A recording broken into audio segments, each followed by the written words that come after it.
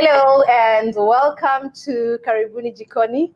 We are on Let Me Cook Your Dish. My name is Chef Carol, and my guest today is the beautiful Fridah Mwaka. Fridah, welcome to my show. Asante. It's such an honor to have you on, and thank you for taking this time. So Fridah Mwaka is a news anchor at KTN, and we should say Swahili Prime News anchor. So Fridah, you have asked me to cook your favorite dish, and that is biryani. And I haven't eaten biryani for like ages, and I'm so excited to do this dish today. And this dish is a coastal dish. It's made on the coastal side of Kenya. Yeah. So I know that you were born in Machakos. So how old were you when you moved to the coast? When na umefanya research. So I honestly can't remember how old I was because I was very young, pretty young.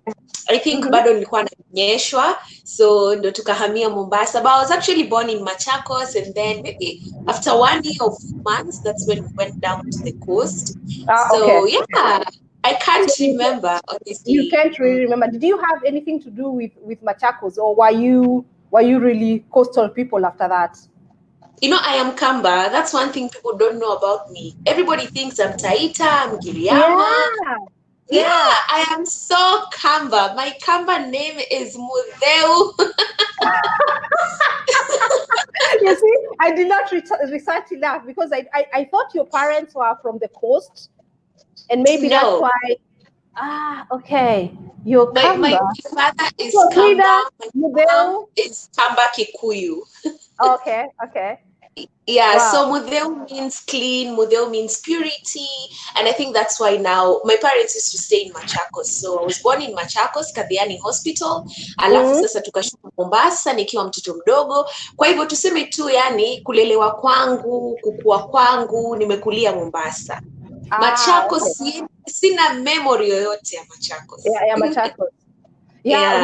And when you speak Swahili, Fridah, it's impeccable, and I just love the sound of that, the way you speak it, the way it's just nice to hear. So is this how you speak it? Is this a news language, or is this how you speak when you're with your friends out, for example? Or do you it's how I speak when I'm with my friends outside, but I think it's gonna be tricky speaking the real Swahili with you because you see you're communicating to me in English, so ukiingia Kiswahili ukipatana na mimi marafiki zangu. Yeah, I don't trust myself to speak Swahili with you because I'm not sure I'll understand everything. That's why I'm speaking. No, but you need to try. I know, but then Swahili is not an easy language. It's not. It's not. Trust me. Yeah. And when you narrow it now to news anchoring, it's actually very hard, And it's very hard for us, especially when you have to translate the influence from English to Swahili. Yeah. Getting some names right, getting some titles right, it's very hard. I won't lie to you. Actually, I feel Swahili anchors and reporters should be paid more salary because it's not an easy language, Ni lugha yetu kama wa Kenya, lakini watu wengi hawaizungumzi. Kwa hivyo si lugha rahisi, lakini ni lugha tamu sana. I can imagine this because I speak Swahili with my children, and in the beginning it was really difficult. I had a kamusi all the time with me for the translation because we are used to mixing the languages in Kenya. I speak Kikuyu, I speak English, I speak Swahili, and I was mixing. We mix everything. It's Cheng, and I didn't want to speak like that to my kids. I wanted to speak Swahili, Sanifu. So it's like it wasn't really easy. And Yeah. I But at learned. least you're doing a good job teaching them Swahili in Germany. I think you're doing an amazing job. Yeah, thank Yeah. you. But it's not easy, and I understand people who choose the easy way out and speak German or English. But for me, Yeah. it was important to have them be able to speak to everybody in Kenya, because Swahili is spoken by not only Kenya. There are other African countries that speak Swahili, and in any Yeah. case, they learn English in school. The only German word I know is do you say Guten Morgen or Guten Guten Morgen? Morgen. Yeah. Yeah, that's good morning. So I'm continuing to make I've just sliced the onions for the Okay. potatoes. For those who are Yeah. just joining in, I am chatting with Fridah Mwaka, news anchor at KTN. And I am so delighted. I'm making her dish today. That's biryani. So I'm making chicken biryani. That's what you asked me to do. So my Yes. chicken, like you told me, it's been 1 hour in the marinade You've with marinated it. popo and garam masala, tomatoes. So everything you told me basically is in there. Mhm. So I Okay. put it in so that it can continue simmering. And while I'm doing that, Fridah, I saw some very beautiful photos and videos of your wedding.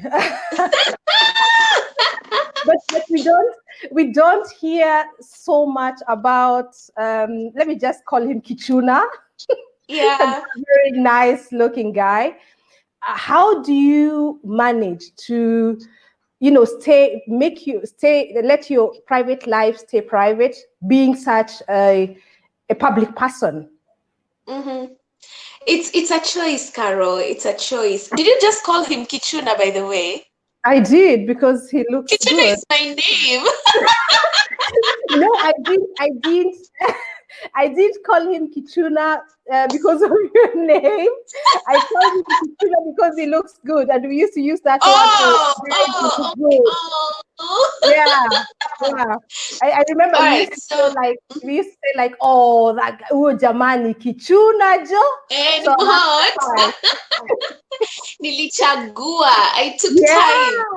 Yeah, yeah. Yeah, but You look anyway, good together. By the way, you look thank very good you. together. Yeah. Thank you. Actually, most guys think we are siblings That's what the last photo you posted on Facebook, on or Facebook. Instagram, yeah, you look alike. You're beautiful together. So how do you Because manage to the smile. keep him away? Mhm. Yeah, how do you manage to keep him away from the public? Um, sijui nikwambie nini Karo, lakini first of all I want to thank God for my husband because he is not a social media person. He hana any accounts the social media. He's not on Instagram, not on Twitter, not on Facebook. I think the only social account that he has is WhatsApp. So, and for him, the career he does has nothing to do with media and also Okay. his personality. So we decided as a couple that me being in the media is my life. It's not his life. Yeah, So I yeah. should not bring him into the media life because that's not the path he chose. It's just Okay. my life. Yeah. So we decided that we're going to keep our marriage to ourselves because I think we are that couple that don't understand why people come out in the media to talk about. Okay, it's fine to talk about marriage. It's fine to talk about relationships, but Mm, for us, we prefer just keeping it to ourselves. And maybe with a few friends who know us, that's enough. We don't have to come out in the mm, media, show guys that yeah, leo tumekula kuku, kesho tumeenda sijui wapi, kesho tumefanya. yeah, Hizo ni vitu normal, hizo ni vitu couples yeah. wanafanya, and we just prefer keeping our life private because at the end of it all, marriage is for two people. It's not a Mm, crowd. true. Tukikosana, tukipendana, kama hatukuli, kama tumeishiwa, tumekuwa broke, ni sisi wawili. So Mm, we just preferred keeping our life private. And it's been hard for me because, of course, once in a while I am tempted to post his photo. yeah, But yeah. yeah, I try. Sometimes I post and then I'm like, okay, let me delete. Yeah, but I think that's also something that people expect. The one Yeah. you. They want all of you. They want to see you. We always see your beautiful photos, and it's always nice to know what does Fridah do when she's away from that camera, and people like that. But I can also understand your side. That's something you want to keep. Being so public, you want to have something that is close, something that nobody knows about. Carol, social media might look like a very beautiful place, but let me tell you, there are monsters in there. Guys are waiting for the day watasikia Fridah Mwaka na bwanake sijui they're fighting, So we should not bring our private life to the public. At the end of it all, we don't need validation from social media. We are who we are. We are proud of our marriage, and we're okay. Yeah, so we don't have to prove to the world that our marriage is doing fine. It is doing fine. Yeah. And sometimes it's normally that when it's not fine, that people try to present it as okay out there. And but I'm happy for you, Fridah, because being it doesn't happen. We see marriages breaking all the time because I think this public life is not easy. It's not easy. And sometimes you have to live a life to prove, and not to prove, sorry, to please people. That is the wrong way of living. That is the wrong way of living. Yeah, and being a primetime Swahili news anchor, just tell me, what does it mean to be a news anchor? Do you you have 7 o'clock news, you come in at 6, you have somebody doing your makeup and your hair, and then you sit, you get your script and you read the news, and after that you're done and wait for the next bulletin? Wow, okay. People think news anchors are socialites, and they think we do not have brains. Trust me, Carol, we get to work so early. Like for me to anchor news at 7, I'm probably in the office by 11. Okay. Yes, because I need to know what's happening around Kenya, around the world. I need to do research. I need to liaise with my fellow reporters on ground. They need to tell me what is happening. I need to help my editor. Ile mambo ya news anchor anakuja, anakaa chini, anapakwa makeup, unaenda hewani. I think kwangu mimi, I don't do that. Because I work as a team with my editor. So my editor is there to liaise with the reporters, and the reporters give the editor what is happening on ground. But as a news anchor, I'm also a news reporter. I'm a journalist. My work is not just to come and sit down, have my makeup done, and then read news for people. I need to do my research. Breaking news ikitoka kutenda aje, and sometimes breaking news was inatoka ya kitu ili happen kama last week, and if you don't have a background info, then you're gonna look stupid in front of people, that's true. So what we do, I get to work at around 11-12. I prepare for my news bulletin. I get to read. I go on the internet and see what is happening, and then now afterwards I'll get my makeup done, and that's like 45 minutes, towards me going on. Means this is the impression we have because we having. I don't know why I'm losing you though. What did you say? I didn't get you. I lost you at some point. Yeah, I'm saying this is the impression we normally have, or many people have. So, and that's why I'm so glad you're here to tell us this. And we think I know there's a lot of news collection to do and editing and all that, and the impression we always have this impression of glamour and and can you, before we go to that, did you study journalism? Kinda, partly. I don't know how to put it, because I did in Daystar. I went to Daystar and I did a double major in international relations and public relations. So public relations, economic matters to do with media combined. But I didn't study. I didn't study TV. I didn't study radio. Anything to do with the technical side of it. Yeah. Can you hear me? I can hear you. So, but before I joined Daystar, I did a diploma course on electronic media. So that involved TV and radio. So at least I had I had some bits of information on what electronic media entails, but now in this, I just majored on international relations and public relations. Okay. But it's so funny. Like, I've not done anything to do with international relations because people thought maybe I would work in the UN, maybe do something to do with diplomacy. But here I am in the media industry, and this is what I've always wanted to do anyway from when I was a young baby. And trust you me, in a way, IR still helps with electronic media. Yeah. Did you go direct into television? No.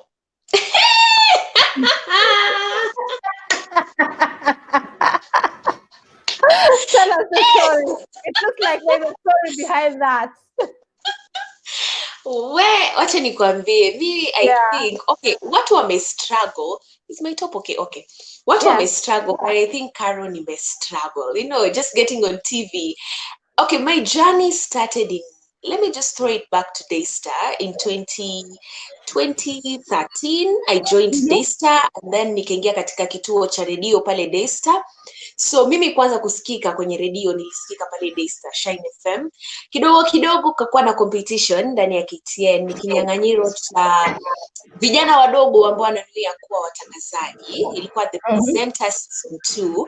So I enrolled in the presenter season 2. Even me enrolling in the presenter season 2 was again another story. I was in Coast.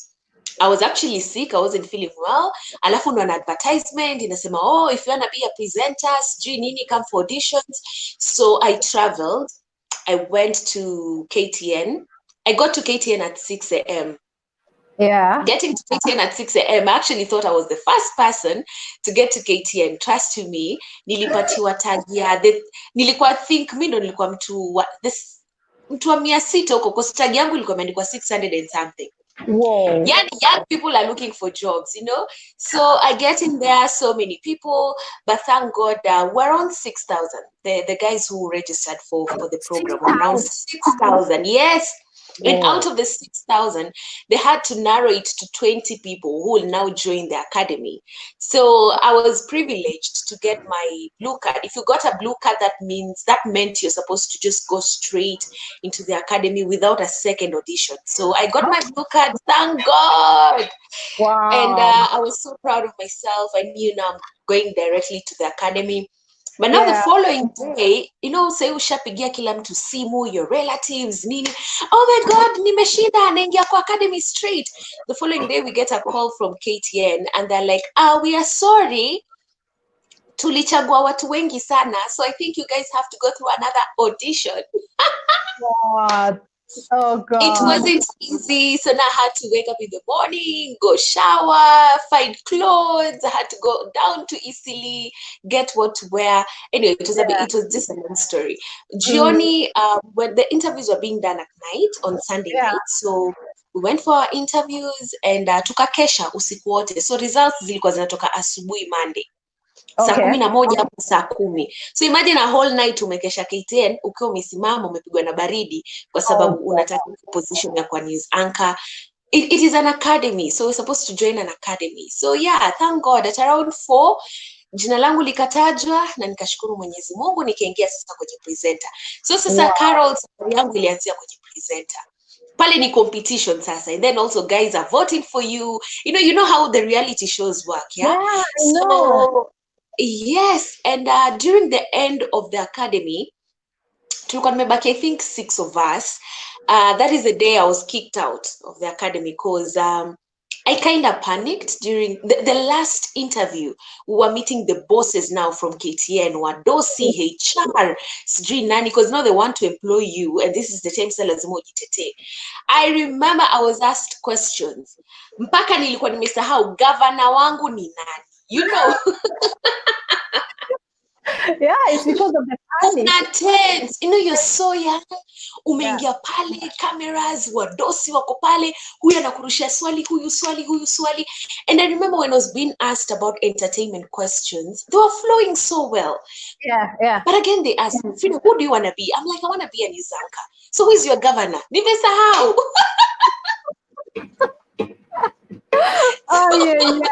I think wako na mtoto nikawa amekuwa confused the juu chenye anataka, so I didn't win the competition. Actually, one of my girls, my best friends, won the competition.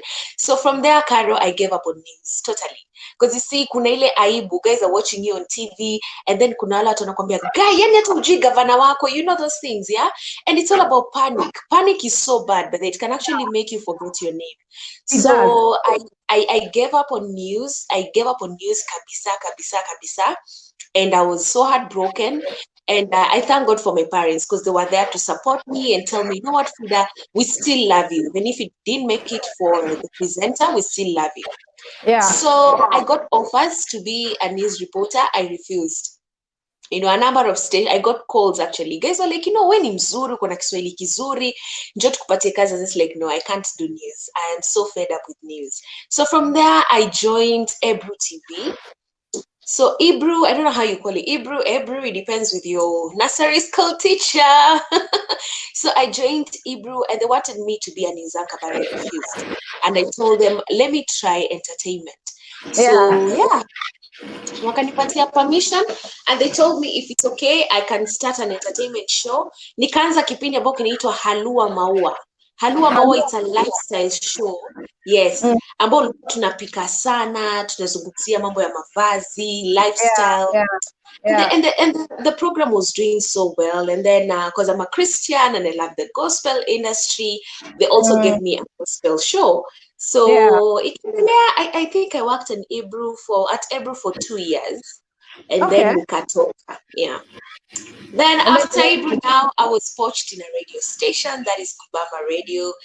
Again, that was also another journey. So Kambua, I don't know if you know Kambua. She's one of the gospel artists we have in Kenya. She sang. You don't know Kambua? Oh, she's one of the biggest gospel artists we have in Kenya. So I met Kambua. She is a friend of mine, and she was like, you have a very good Swahili. And so she hooked me up, and I got a job at Kubama Radio. And yes, so that's where now Kichuna, ile jina Kichuna ndio ilikuwa inasikika sana.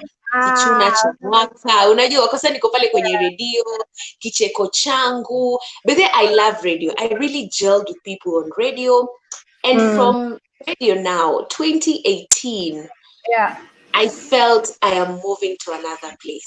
I felt my season in radio at Kubamba Radio is coming to an end.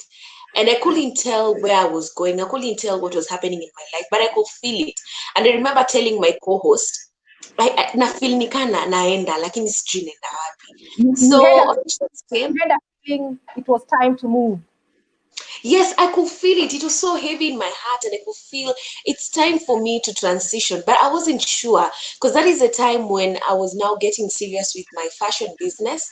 So I wasn't sure if I'm transitioning from radio to now focusing my fashion industry business. I wasn't so sure. So I actually prayed about it and told my co-host to pray about it. But my radio boss called me. Akaniambia, Frida, I feel you're going into TV, and I think TV is where you've always wanted to be. And as your radio boss, mi nakupatia baraka zangu. Ukiitwa TV, my boss was like, nimekupatia baraka, so ukiitwa TV, usikatae kwenda TV, go for it.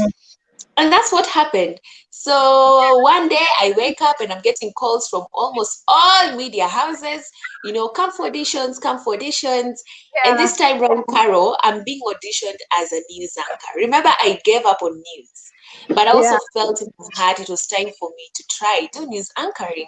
So I was called in different stations, and kuna station ambao walinipatia chance ya kuwa news anchor. I refused because I didn't refuse. We just our negotiations didn't go well because I needed a certain amount of money, and they were offering, you know, a certain amount of money, and for me, I just felt, no, I need money that will also help me grow financially, because you see, I'm struggling financially, and this anchoring is a lot of work. I need to dress up, I need to look good, I need to do all that.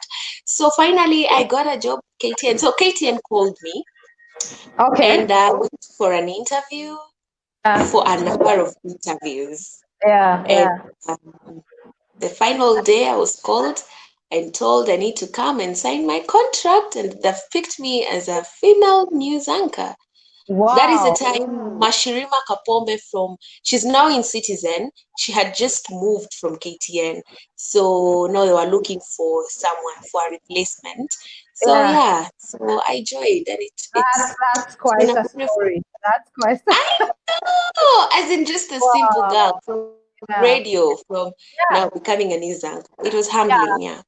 yeah. And when you talk of earning enough money, you know, we all grew up with Catherine Kasavuli, and you know, Yes. this lady on television who we all admired. She was styled, everything on point. Her hair, her makeup, dressed, you know, every day a new outfit. And I always wondered, and I still do wonder, do you people get allowances for your clothes, or do you have to Yes, we dig do. deep into your pocket to look that good? Because Frida, you always look beautiful, and you can't wear the same clothes. Tomorrow you're wearing the same dress you had yesterday. No, maybe you repeat the same clothes maybe after 4 or 5 months. Yeah. Yeah, and you can't have a bad hair day, so you have to Yes. be perfect all the time. Yeah. So we get an allowance, but it's not enough because Okay. clothing matters to do with fashion. Nywele ni expensive, nguo ni expensive, makeup ni expensive. But I Yeah. think at least I thank God for KTN. There's a small allowance that we get that Yeah. inatuboost tu kununua nguo, kununua makeup and all that. And Yeah. also we also have makeup Yeah. artists in studio Talking, who do our talking of makeup. talking of KTN, how small is small? When you talk about a small allowance, Wewe umeanza kuwa blogger. just interested, just want to know. You Ay, don't you don't have small. you don't have to say the figure. No, no, it's okay. So you get Yeah. you get an allowance to shop for your clothes. Is it dictated or said what you have to put on, or can you decide No. that for yourself? We have a policy. Okay, every media house icona identity look. You Okay. know, Yeah. you can tell an anchor from Citizen. You can tell this is an anchor from KTN because we Yeah. all have certain identity, and Hmm. KTN focuses on dignity and decency. And that Okay. is why we are kind of restricted from doing sleeveless outfits because at the end of it all we also need to look good, but we should not focus on looking good and not focus on the content. I don't know if you get me. Okay. Yeah. Yeah, Mhm. so we have the guidelines that help us to shop. Mhm. So and then also every anchor akona style yake. Now Yeah. for me, my style has to be kind of dramatic, and also I love doing a touch of an African fabric mahali tu. So most Mm. times za wikendi unapata kuwa nimevaa nguo lakini iko na kakitenge mahali, ama drama iko huku kwa mikono, because I'm bubbly. That's my personality. I'm a happy person. I'm a happy girl. I love smiling. So and again, I'm young and I'm also bubbly. So at least I bring drama in my fashion, but not drama that will make you Yeah. forget about news and just keep watching me. And yeah. So your personality, you have the rules, but you also include your personality in there, because that's Yes, that's very you know important. It's Fridah very Mwaka the way important. we know you. Yeah, yeah, yeah. Because And this trust me, style. Karo, kuna day mi nishaiva nguo on air and my director was like, mm-mm. When I see hiyo nguo haijakukalisha wewe Frida, it Yeah, speaks yeah. of another Nizanka. So that Mm, day already mood zilienda chini kwa sababu una feel ni kama nimevaa personality ya mtu mwingine, sijui kama yeah, unanielewa. yeah. Lakini kusema kweli, sisi wenyewe tuking'ara, tukitengeneza nywele zetu zikikaa vizuri, nguo zetu zikikaa vizuri, na sasa umefanya research yako, content iko kabisa kabisa. Even the Yeah. way we deliver the news, you can tell, because we are very confident, we are very happy. So Mm, yeah, yeah. it's important to include your personality. Very Yeah, important. and it's also important to feel comfortable. When you're standing in front there, you have to be comfortable in whatever you're doing. Yeah. Yes. Yeah. So when you talk about television, there is this glamour that is associated with it. being on television, we imagine you on weekends having these exclusive parties with all these, the creme de la creme of the society, drinking champagne and eating caviar. Is that your life? No. Wacha nikwambie, Karo, social media isiwadanganye. We are normal people. And let me tell you, like, okay, for me, I'm a fashion designer. And nakumbuka nikienda huko chini huko River Road kuokota materials wase wanakuangalia vifani, unajua watu wako like, ai uni yeye ama si yeye. I'm like, guys, we are normal people, we live a normal. Kwani sasa inakula nini? Sinakula mahamri. Nani mwahali mahamri jamani? Hii ni shilingi 5. Ukienda kununua dukani ni shilingi 5. Did you buy that on the street? This one we bought. I didn't have time to cook, so tulinunua. You made it. Okay, yeah. Nakula mahamri. Like life yangu ni normal kabisa. But of course, there are guys who are in the media industry and they think they have made it, and wanafikiri kuwa katika media industry ndo kukanyagia watu wengine. For me, it's different. Karo mi upanda matatu. Napanda matatu, naenda River Road, naokota materials, I hang out with my friends. But I remember when I got the KTN job, I'm a big fan of Mutura, by the way. Big fan of Mutura. So where I used to stay, kulikuwa na jamaa alikuwa anapika Mutura pale. So there's a day I'm with my friend and I'm like, ai, hebu tushike ka shilingi 10 hivi ama 20 bob. Unajua wewe ni Newzanka? I'm like, kwani? Yeah, kula Mutura, so I live a normal life, honestly. But the pressure is real. The pressure is there. I won't lie. Yeah, and the pressure, I think, is because of what people expect you to be. Yes. Not really who you are or what you are, but what people expect. And even the kind of a person you get married to. There's a way the society expects you to be married to a certain personality, Ama one expect one of the richest guys in the country or something to do with that. Guys, imagine we live a normal life. Or even if you're married to a normal guy, you have a side hustle. Because now it's pressure. Now it's now pressure to your normal guy, because you see, he needs to put you to a certain level. He needs to come to your standards. But mi naonanga hiyo ni kupressure mtu. Me and my husband si tuko poa, tukijisikia tunataka kutembea, tunatembea. Tukijisikia leo tunakula mahindi choma kwa barabara, maembe yenye imekata, we will eat. Because now that is our normal life. News anchoring job tu. Nikimaliza na hiyo job, mi narudi kwa life yangu. Yeah, and then you know what?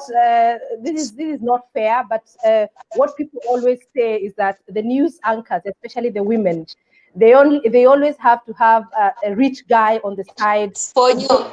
Yeah, because you have to have all this money to live up to these expectations, and to you have to live in a certain estate, have this nice car, do all these things. And when you're trying to live up to what people expect of you, sometimes you end up doing things that are not really, Carol, I won't lie to you, it's very depressing, and I'm gonna say this: the pressure out there is real. Sikudanganyi, cause utapata uba kale kachapchap kadogo na watu wanakushanga. People will talk, people will take photos of you. I remember there's a time nilikuwa natumia mat nikienda job, and the guy sitting next to me alikuwa ananistock. So sikuwa najua kama ameniona ndio anistock ama alikuwa ananistock. So I could see him going through my photos, and I'm in the same matatu, and it was so weird. Na niliposhuka, so mimi nilishuka haraka cross barabara, nikiingia kwa gate nasikia mtu ananiita. Kuangalia, it's the same guy.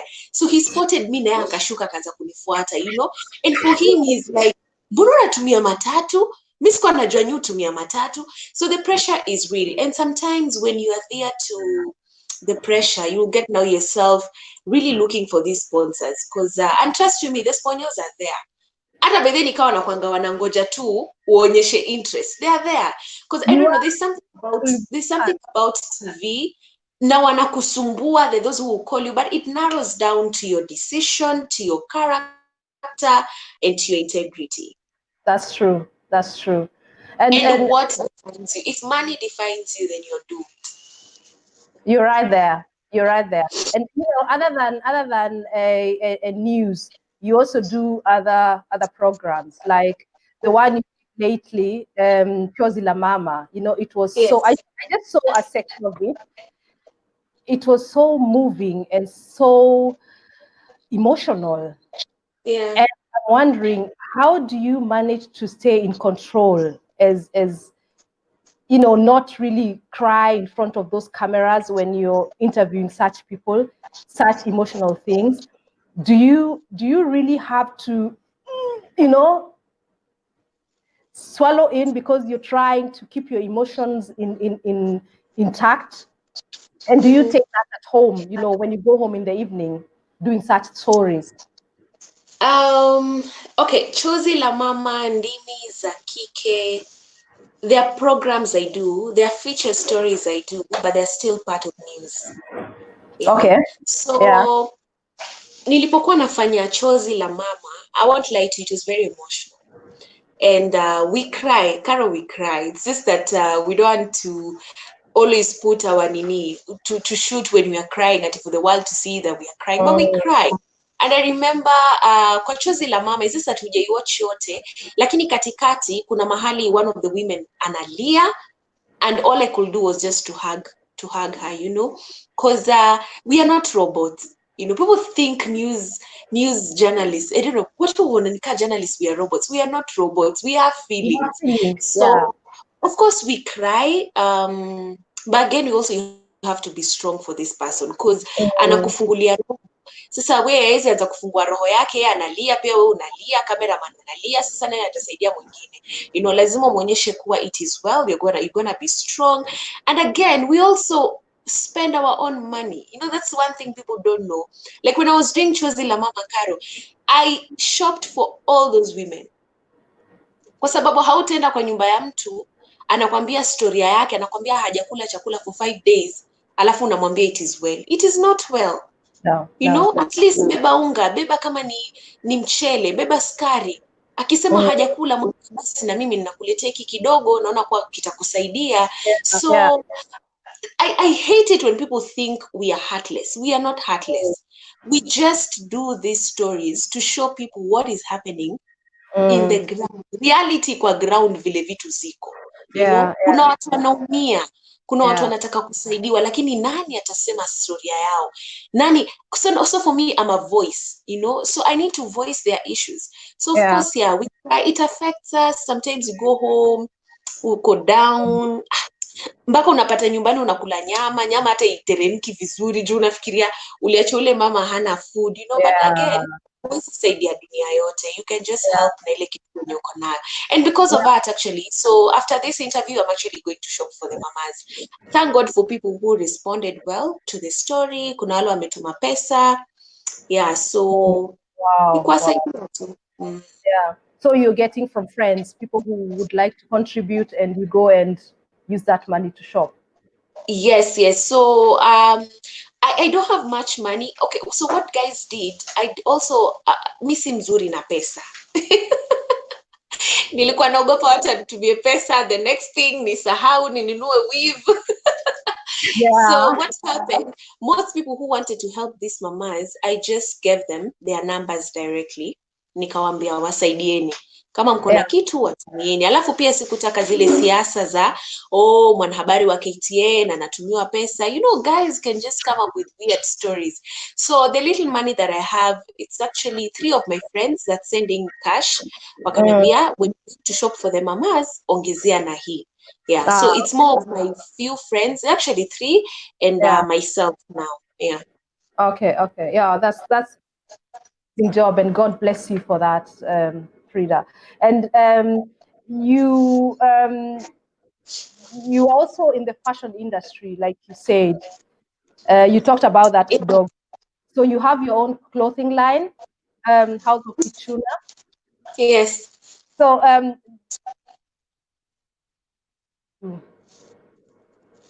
what kind of fashion do you do? African. So House of Kichuna tunashona nguo za kawaida, tunafanya suti, tunafanya nguo za harusi, lakini sana sana ni African outfits. And I'm still working on House of Kichuna, so hopefully one of these fine days we'll be now launching it officially. And I think that is the time that we'll really have a theme on House of Kichuna in a specify on Nini exactly, but I know it's going to be more African outfits. And also, even if it's modern outfits, but with a touch of, you know, African fabric, because I'm an African woman and I love it when people do African outfits. Mwanamke wa Kiafrika lazima ajitokeze kama mwanamke wa Kiafrika, na pia mwanaume wa Kiafrika lazima ajitokeze kama mwanaume wa Kiafrika. Exactly. And one of the things by the Karo nakupendea ni kwa sababu you always have this African turban with you. Yes. Watu German lazima wajue you're an African woman. So I think yeah, but House of Kichuna is there and bado tunashona, lakini hivi karibuni tutajitokeza vizuri sasa ndo tueleze watu kabisa House of Kichuna inashona nini haswa. Yeah. So do you or do you have this company that and you have designers who do that? Niko na mafundi okay. So wewe ndio overall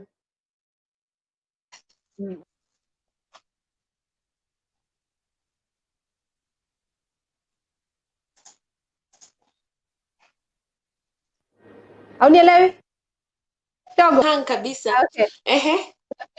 Asking I was just saying how infectious your smile is. And before we continue, I have to show you what is happening. Your biryani, that's my chicken. How is it looking? Okay. Is it looking okay? Vizuri. Yes. And then I have the viazis here. So what you're gonna do with the viazi? Utazifry. Okay. Make sure you fry them. Yeah. And then do I put them into the chicken? I put the viazis kwa chicken. Mwisho kabisa viazi na kitungu. What did you do with your kitungu? I fried it. Or what was I supposed to do? Okay, so this is what happens with the kitungu. Kitungu, according to my style of cooking, I think hata nilikuandikia, unakatakata, alafu una fry, alafu unaitoa kando. Alafu ile kitungu nyingine kidogo unafry nayo nyama. So biryani yako ikishaiva kabisa, ukishaweka maziwa mala nini, when you've just done all the mixes together, sasa ndio ile kitunguu utakuja kumimina juu na hivyo viazi ambao umefry kando kama chipo unakuja na mimina juu alafu unakoroga tu. So ile kitunguu inaleta harufu. Yeah, that's what I'll do. I can still do that. Okay, sawa. Yeah, okay. Sawa. So we continue. If you're joining in, we are I'm chatting with beautiful Fridah Mwaka. Fridah Mwaka is KTN news anchor, and you know this smile, the tabasamu. So Fridah, you have a new YouTube channel. You call it a new baby. Tabasamu na Kichuna. Yes. I love that name because it's you. And what do we expect from that YouTube channel? Is it you know news sections that you'll be posting there, or is it something new, something personal? Fridah Mwaka na Kichuna ni the same person. Lakini Fridah Mwaka watu wanamjua sana kama mwanahabari wa KTN, mtangazaji huko. Kichuna is very bubbly, you know, anapenda kucheka, anapenda kutabasamu, anapenda watu, anapenda nini. So Tabasamu na Kichuna will be more of me and less of news. But also we are going to have inspirational stories and we're going to have different personalities on board, people who have made it in life, who have gone through a lot in life, but at the end of it all wamekuwa salama, wametokea na nguvu. Hiyo ni kupatia tu watu motisha kwamba katika you can actually make it. But again, a lot of traveling. I can't wait for Corona ishe, because one of my destinations ni huko kwenu. Yes. Yeah. So you'll be I'll be traveling a lot and just showing people, meeting people, traveling and just yes. Wow, traveling wow. experience, you know, what we have in Kenya, what we have in Africa, and inshallah to the whole world as well. Alafu pia Tabasamu na Kichuna itakuwa na upishi kwa sababu napenda sana masuala ya jikoni, but the aim of Tabasamu na Kichuna ni kufanya watu watabasamu. So by the time nakwambia kuwa tumemaliza kipindi cha leo, je, nakuacha na tabasamu ama nakuacha na huzuni? So aim yangu kubwa ni kuacha mtu atabasamu. Smiling is not expensive, and it's a beautiful thing to smile, you know, regardless of what you're going through. It's okay to smile. So yeah, so I can't wait. In a premiere this Friday. This Friday. Yes, this Friday you'll see the first episode. Okay. And that will be running on YouTube. And will it be having days when you do that, or do we just have to subscribe and, you know, wait that we get the videos? Every Friday of the week kutakuwa na kipindi kipya ambacho kinakuja ndani ya Tabasamu na Kichuna. Wow, I'm so looking forward to that. I think so at least hii watu hawaendi club, hawaendi out, hawafanyi nini kwa sababu ya corona, watulie nyumbani waangalie content from us creatives. So people will subscribe to Frida's YouTube channel so that we can. I'm so looking forward to that because you know, new things are always, and when it's something to do with smiling and making people happy, I'm always in. And cooking, of course. Yes. Yes. That's something I'm always interested in. So Fridah, having such a platform, and it's a powerful platform, being a woman on television, you have people looking up to you. You're some kind of a role model for many people. So how do you use your platform to serve other people? Mwanzoni nilitanguliza kusema kwamba mimi ni sauti. Mwenyezi Mungu amenipatia platform ambayo naweza zungumza na watu wanaweza nisikiza.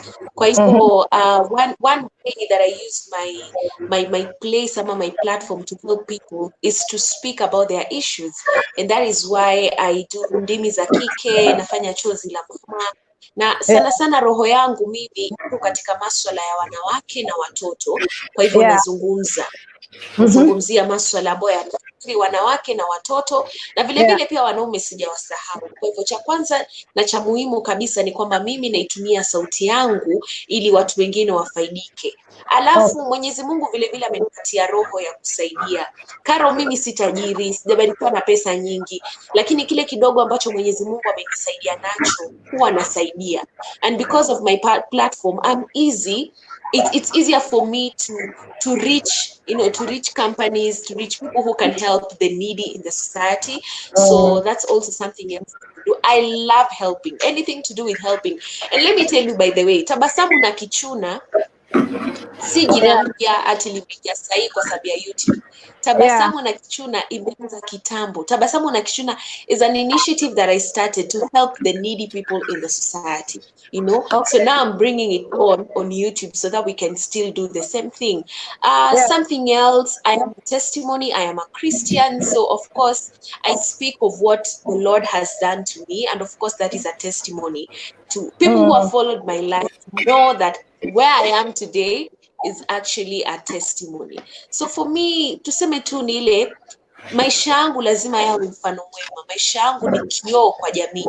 Kwa hivyo jinsi ninavyojibeba, jinsi ninavyojiweka, maisha yangu lazima yamzungumzie mtu kama kioo na kama Wow, that's powerful. That's powerful.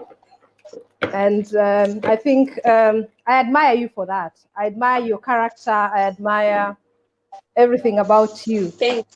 And one thing I want to serve the food now. So one thing it's ready. That was so fast. It wasn't. We've been talking for almost more than 45 minutes now. Oh my god. So is that okay? Some egg yellow color, or do I have to put more color in? No, that's okay. That's okay. Hizo chemicals to school nyingi. Yeah. I always try to have like natural food colors. but they're still colors, you know. Utamaliza huo mchele wote Karo? Huh? It's for me alone. Leo Utamaliza yote? Tukimaliza hii interview naenda na keti kwa meza and no, I'll give Christian some of it. I'll give you Christian as this idea. Yeah. So just this one question I have to ask you. Oh wow. You know, there's so many things we do for money, and when we are offered money. So what is the one thing you'd never do even if you were offered like $1 trillion, you know, something that would go against your personality and you'd never do that? I don't get bribed. I don't do bribes. Okay. You don't? And also, I don't. And also something else to sell my body and to sell my values, to degrade myself so that I can get something in return. I don't do that. And also, let me tell you something, Carol. Media industry is very tricky.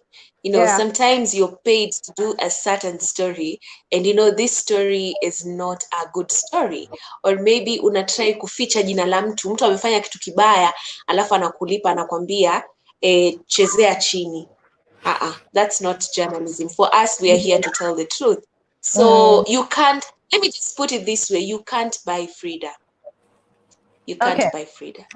Wow, that's good to hear. And I think that's why I connected with you, because I sensed your sincerity and your character and how strong you are as a woman. Thank you so much, Fridah. Thank you for your time. Oh my God, ona vile mate inanitoka. It looks really nice. It will be a feast. This will be a feast. Jamani, biryani ya kuku. Hata mimi nitaipika leo. I'm telling you, inanukia vizuri. It's Mbona watamanisha? Wacha niwe juice yangu nisimeze mate sana. It's really delicious. Thank you so much, Fridah. Ulipata maziwa mala? Yeah. Here it's called buttermilk. It's like maziwa mala, but si ile tunajua, but it's almost the same thing. Yeah. It's another way. So you know the other way of making maziwa mala, you can just put lemon in fresh milk. Yeah, and then it's I think that's what I'll try. It ferments. Yeah. Thank you, Fridah. Thank you for your time. Thank you for the information you've given us today. I think many of us have another image of you media women, and we need people presenting this in a positive way like you do. Thank you also for this lovely dish, delicious. Natamani, mashallah, inapendeza jamani. It's really nimeionja. It's really delicious. Asante sana. So guys, thank you so much for watching. Thank you for staying with us. Go and subscribe to Fridah Mwaka's Tabasamu. Yeah, and also subscribe to my YouTube channel. I also have one. It's Chef Carol's show. And see you next Tuesday. Bye for now. Can I dance my bongo music? Yes. Let me try and get one. Where? Copy remote. Let me try get one. Yeah. Fridah has to dance. So this is what we'll be seeing on Tabasamu La Kichuna. You dancing? Yes. No, actually, there's a song I loved from your videos. Yeah. And at Jerusalem. Oh my God, let's dance to that song. Today you must dance. You need to do what makes you dance? Wow. I love dancing. Here in the kitchen, it's always, when I'm alone here. Yeah. It's a way of... I also think it's exercise. Do you have it? It's good exercise as well. Yeah. So yeah. Where's that song? Noiyapa. To dance na carol. It's bongo. I was playing you. What bongo music? What bongo song do you love? At least I dance to everything, to every kind of music. Kuna hii ya Diamond nilikusikia ukicheza. Yope. Actually. Yope. Oh yes, Yope. Yeah. Yeah. You danced really well. Yeah, Yope. There's something about African music that is nice to dance to. The rhythm. Yeah. And that feeling of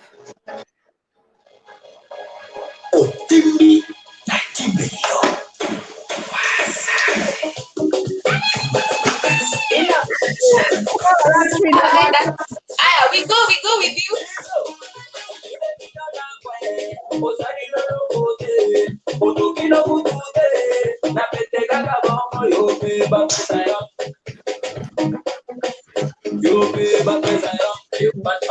You're doing it better than me.